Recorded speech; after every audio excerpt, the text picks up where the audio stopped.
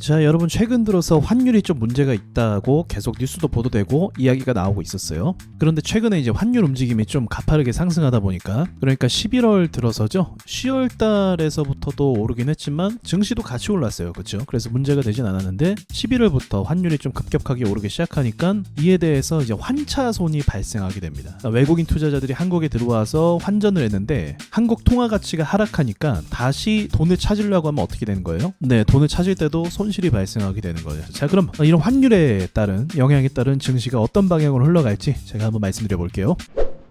자, 많은 전문가들이 코스피가 안정적으로 반등하기 위해서는 환율이 잡혀야 된다라고 이야기합니다. 저도 거기에 대해서 동의를 하고 있어요. 그러니까 지금 우리가 좀 살펴봐야 될 거, 사실 기업들의 실적이 좋고 그 외에 인플레이션이라든지 또는 한국 시장의 저평가, 그런 이야기 때문에 증시가 미친 듯이 상승했죠. 시장을 끌어올렸던 주 재료는 소멸되지 않았어요. 그러니까 뭐 매출이 갑자기 안 좋아질 것이 예상이 되거나 또는 정치권에서 또 어떤 변화를 주거나 그런 것들이 아닙니다. 그래서 재료는 다행히 살아있어요. 그럼 무엇 때문이냐? 이제 외부적인 요인과, 그리고 여러분도 아시겠지만 굉장히 많은 사람들이 주식에 빚을 내서 투자하는 상황이기도 하거든요. 그러니까 세력들이 이런 것들을 또 가만히 둘 리가 없죠. 시장이 너무 과열돼서 상승했기 때문에 11월에 조정이 나올 것 같다라고 제가 말씀드렸던 이유도 그런 부분인 거죠. 세력들이 그렇게 착하게 계속 수익을 주지 않아요. 그렇지 않아도 제가 그 영상 올리기도 했었죠. 신용 잔고가 계속 증가하고 있다, 그런 말씀도 드렸죠. 그러니까 복합적이라고 볼 수 있는데, 어쨌든 뭐 자연스러운 조정이기도 하면서 동시에 악재가 더불어 발생했다, 그렇게 또 보는 게 맞는 것 같아요. 근데 그 악재의 수치가 제가 봤을 때는 그렇게 강하지 않다고 생각을 합니다. 왜 그러냐면 환율이 지금 심각하지 않다는 게 아니에요. 심각해요. 말도 안 되는 수치까지 올라왔어요. 그런데 그러한 환율 수치에 비하면 증시가 방어를 잘하고 있다고 볼 수도 있어요. 여러분 지금 환율이 1470원 이렇게 찍었어요. 말도 안 되는 거죠. 그러니까 나라를 신용하는 그 수치라고 볼 수 있거든요, 환율이라는 건. 근데 이 정도 갔다는 건 한국에 무슨 일 생겼어 라는 거예요. 근데 그런 거 치고는 증시가 어때요?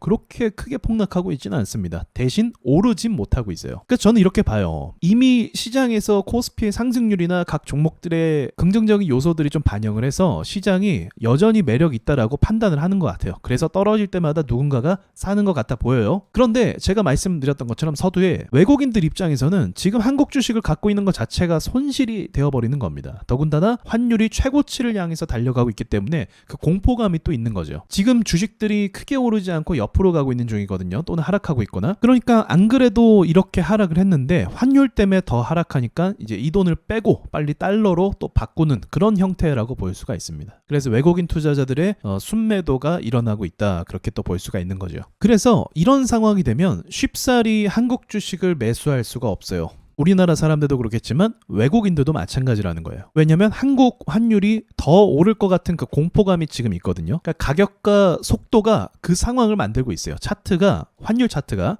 좀 압박을 주고 있는 상황이라는 거죠. 그래서 섣불리 매수가 들어올 수 없다. 그렇다면 매수가 안 들어오고 옆으로 가게 된다면 어떻게 될까요?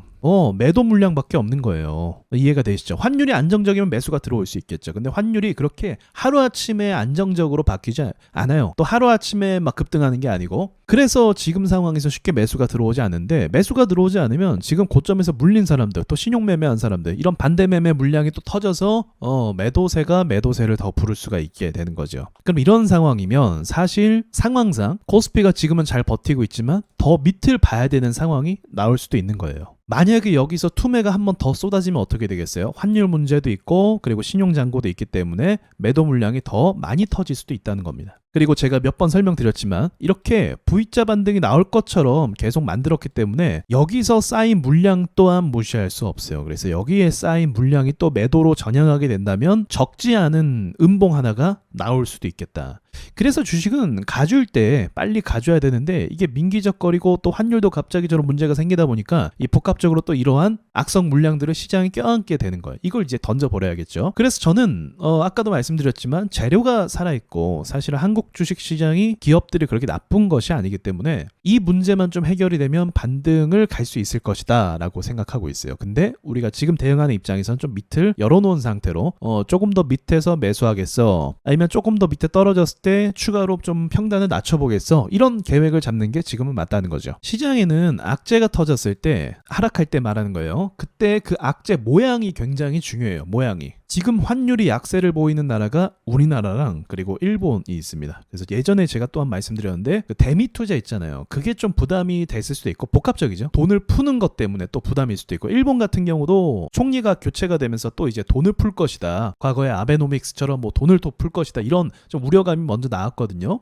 그런 게 다 복합적으로 작용된 것이 아닌가 생각을 합니다. 또 미국이 여전히 고금리를 유지하고 있고 금리 인하를 또 쉽게 안 하려고 하는 그런 움직임도 있고 다 복합적이라고 볼 수가 있어요. 그런데 이건 또 말씀드리고 결론을 맺자고 한다면 환율은 안정이 좀 어느 정도 됩니다. 시간이 또 지나면. 자, 내일 저녁에 멤버십 대상으로 차트 고수 등급 이상으로 하락장에 대한 강의를 할 거야. 하락장을 어떻게 이해하는지. 그러니까 마냥 모르고 이걸 보면 당황할 수밖에 없거든요. 근데 어느 정도 매뉴얼이 있어요. 우리나라 시장은 또 하락이 자주 일어나는 시장이거든요. 그래서 이 하락장에 대한 기본적인 틀을 이해하고 그리고 공략까지도 하락장을 이용해서 어떻게 수익을 내는지 그걸 좀 배워보는 시간을 가져보도록 할게요. 그러면 여러분이 훨씬 더 부담 없이 주식 투자를 할 수 있을 겁니다. 제일 주식 투자할 때 부담되는 게 하락이거든요. 근데 하락에 대한 이해도가 있다면 이런 것들이 그렇게 항상 부담되지는 않고 좋은 기회로 또 작용이 될 때가 옵니다. 자, 그럼 여기까지만 말씀드리고 마치도록 할게요. 환율 움직임에 어떻게 정부가 좋지 않은지 그런 걸 이제 지켜보도록 하겠습니다.